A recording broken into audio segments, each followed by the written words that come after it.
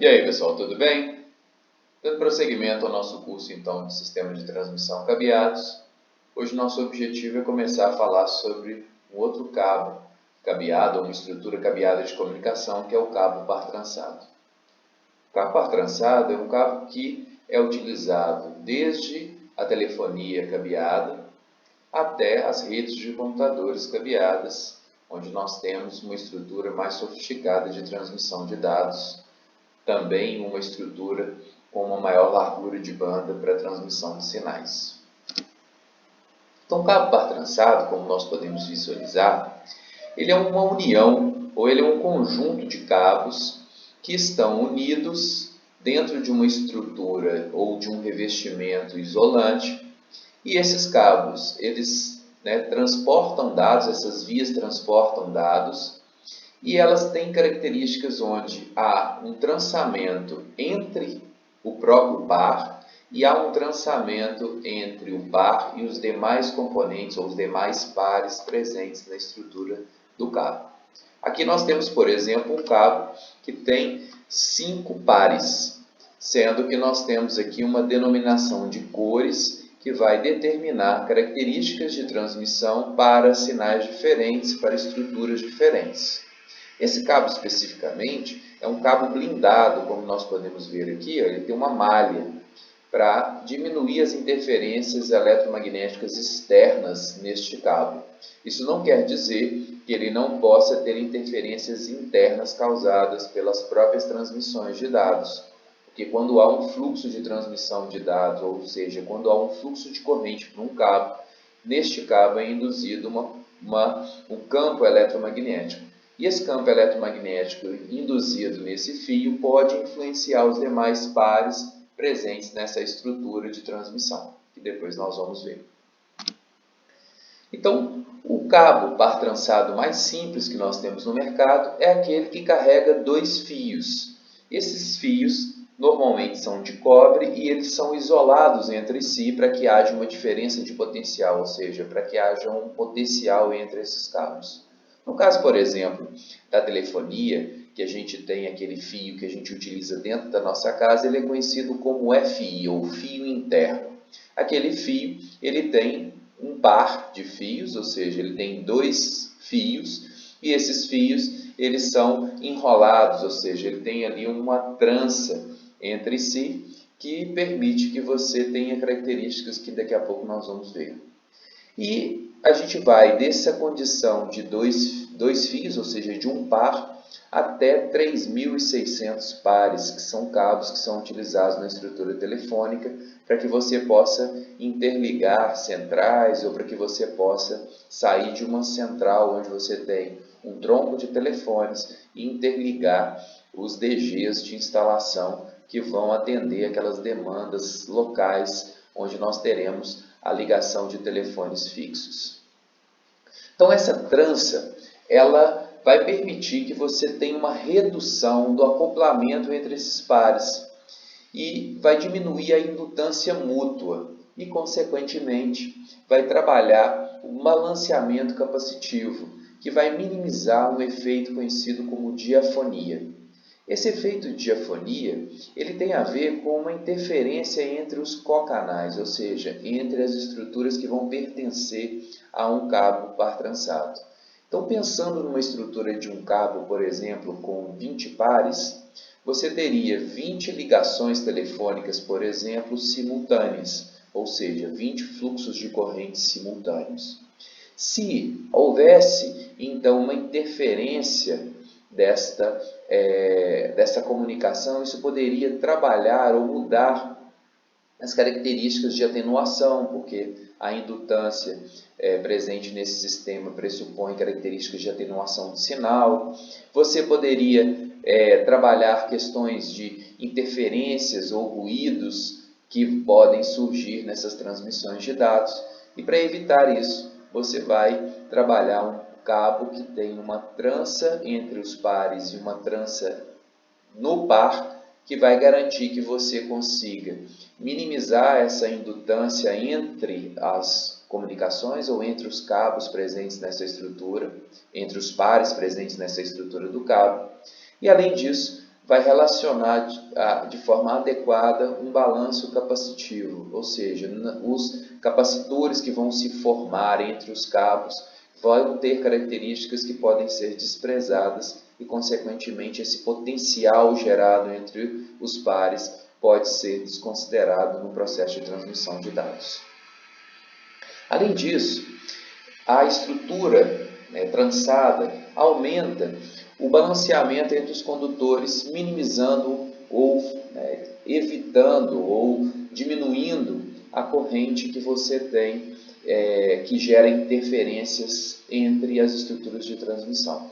Então, como nós já falamos, quando você tem um fluxo de dados, consequentemente você tem uma corrente, essa corrente gera um campo. Esse campo pode induzir correntes ou interferências em cabos que estão na mesma estrutura. Consequentemente, essa trança entre a estrutura do cabo vai permitir que você diminua essas características. Além disso, esses condutores eles são agrupados e revestidos com uma camada isolante e, claro, uma camada metálica no caso de você ter uma blindagem desse cabo que vai permitir que você não permita interferências eletromagnéticas externas a esse sistema.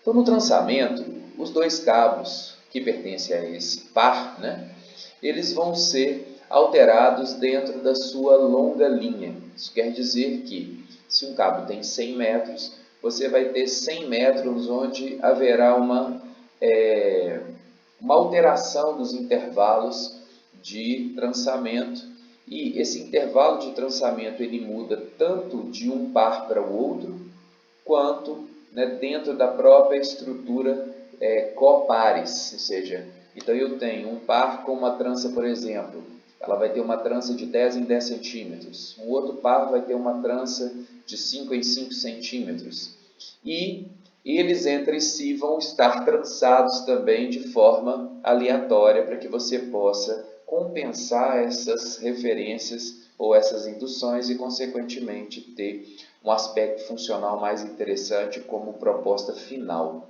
Isso quer dizer que num cabo de 100 metros, você vai ter cabos trançados que vão ter aproximadamente 102 metros e outros que vão ter 103 metros, porque vão ter tranças diferentes, vão ter quantidades de trançamento diferentes dentro da estrutura do cabo.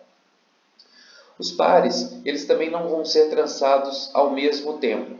Cada par tem uma trança e depois eles vão ser unidos numa estrutura de um cabo que porta mais de um par.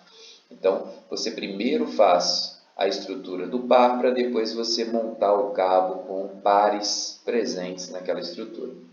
E aí, depois que você trança esses pares, você vai uni-los todos dentro de um invólucro plástico que vai conter, no caso, aquele conjunto de pares. Aqui nós temos visualmente um par trançado, categoria 5, que é utilizado nas redes de computadores.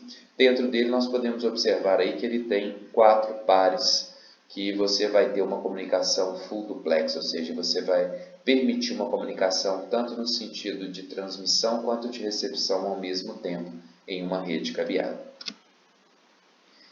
O cabo par trançado, ele sofre interferências eletromagnéticas, como nós já vimos. Então, ele não tem uma blindagem necessariamente como existe no cabo coaxial. Então, nós vimos em aula anterior que o cabo coaxial tem uma malha que o protege. Aqui não vem ao caso, porque não necessariamente os cabos par trançado têm malhas que possam protegê-los de interferências eletromagnéticas. Mesmo que ele tenha esta malha, nós temos que considerar que existem interferências eletromagnéticas cocanais, ou seja, dos pares que participam desse sistema. Então, você não tem uma blindagem por par, você tem uma blindagem externa a este cabo e não para o sistema interno que o constitui. Então, se nós propusermos a ideia de que existe uma interferência eletromagnética, como está mostrado pela seta, então, se uma interferência eletromagnética corta o cabo, consequentemente, quanto mais próximo esse cabo tiver, maior vai ser a indução, ou seja, vão se gerar picos de tensão e esses picos de tensão vão ser induzidos nos cabos. Consequentemente, nós teremos aqui picos diferentes porque os cabos estão em distâncias diferentes, eles não estão trançados, consequentemente, um cabo está por cima do outro ou numa posição que a gente pode considerar de distância do outro.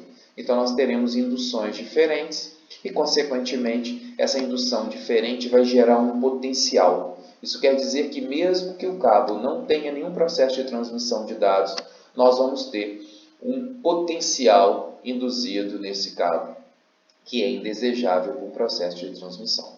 Para resolver isso, o cabo então ele é trançado. Consequentemente, em cada unidade de tempo, ou seja, para cada linha do campo, você vai ter o cabo em uma posição e, consequentemente, uma indução diferente.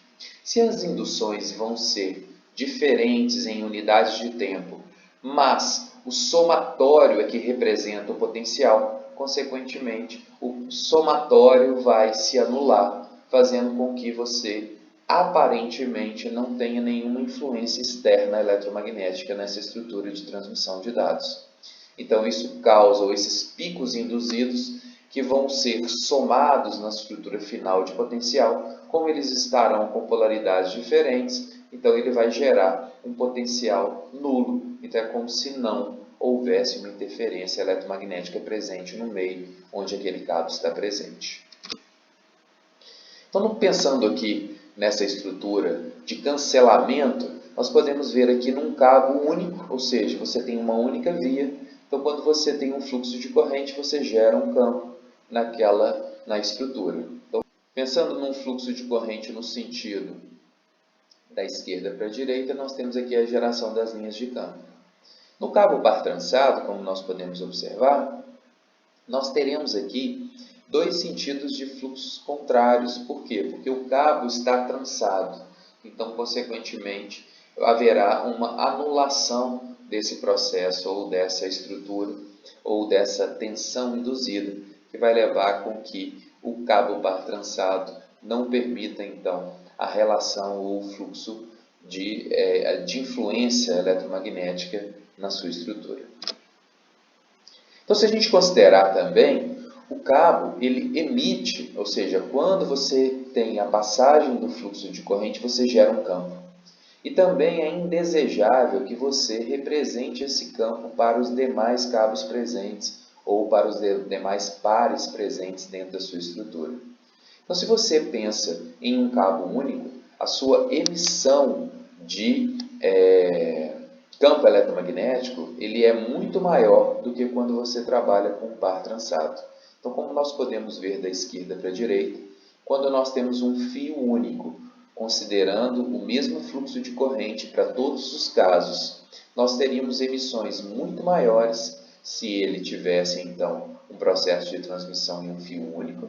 Se nós pensarmos que nós temos uma transmissão e recepção de dados ao mesmo tempo, nós já temos uma emissão diminuída, mesmo o cabo não sendo trançado.